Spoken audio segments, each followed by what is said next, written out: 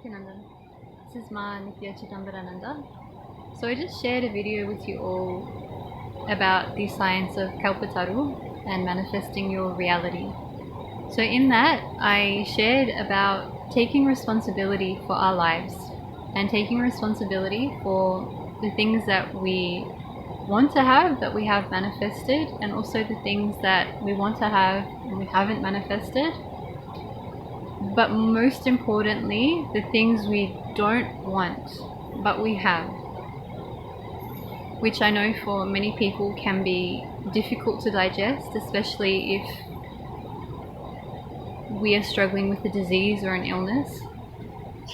Be very clear, it is something that we have manifested. So the science of manifesting our reality, as I shared in my previous videos, is a science. So what we learn in Kalpataru, in manifesting our reality, is that everything we create in our lives as a manifestation, whether it's our dream job, dream relationship, or worse, disease, all starts off as a seed within us. That seed has the potential of growing into a very big tree. So that seed will start as a thought. And it gets strengthened, that thought will get strengthened in time as a belief. So when we manifest things that we don't want in our lives, it's usually because of a wrong belief, a wrong cognition. And one of the fundamental teachings of my beloved Guru, His Divine Holiness Paramahamsa Nithyananda, is that of changing our beliefs, whatever they may be. So firstly, identifying what is it that we're believing? What is it that we're carrying in our inner space, often unconsciously, especially if it's a powerless belief. Understanding what that is and becoming powerful. So turning that powerless belief into a powerful cognition, which might not be something that can happen immediately for you, especially if it's a deep rooted belief that you have about yourself and life.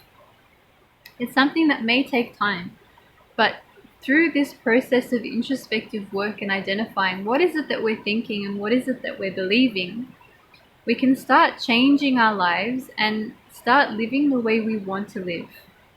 So often with these kind of positive thinking techniques that people give as a matter of changing your vibration, changing your frequency, think of positive things, it's not a bad thing to be teaching, and it's not a bad thing to implement in yourself, and it's certainly a way of becoming conscious, but it doesn't get to the depth of you. It doesn't get to the core of you.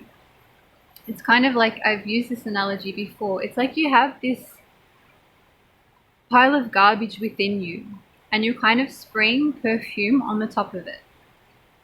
It might change the smell initially, but it doesn't get to the core of what's inside. You have to really take out that garbage that you have, especially if you're someone that struggles with low inner image, self-doubt or self-hatred, the kind of thoughts that you carry that I'm a loser or I'll never be successful in my life. Replacing these core beliefs with positive thinking, such as I will be successful, I will manifest what I want in my life. There's nothing wrong with that. It's good, you're stepping in the right direction, but it doesn't get to the root of why do you believe that about yourself? Why do you believe that you're a loser? Or why do you believe that you won't be successful? So these beliefs that we have, these thoughts that we carry, which can be a repetition, like a tape that plays non-stop in our head, it won't have just landed in your lap out of the sky from nowhere. There's certain events in our lives that would have happened that have conditioned us, that have left an impact on us, which make us believe this about ourselves. And unfortunately, from our early childhood, it may not just be one.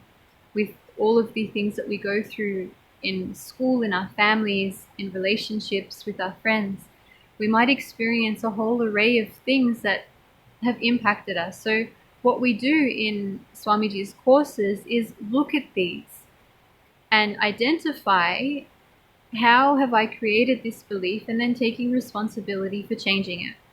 So this is where we start speaking about the science of completion and the science, obviously, of Kalpataru, manifesting your reality.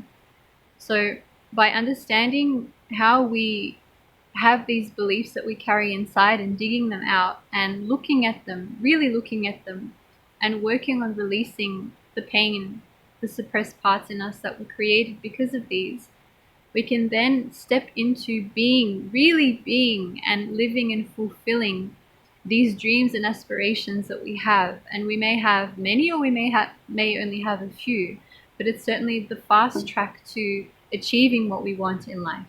So if you are interested in finding out more, please attend a free Kalpataru session, which we have available every single week during the weekends, and which we will have shortly available every single day in multiple languages. So thank you for watching. If you're interested in finding out more, please leave me a message or a comment, and I'll be happy to share more information with you. So until next time, thank you, and Nithyananda.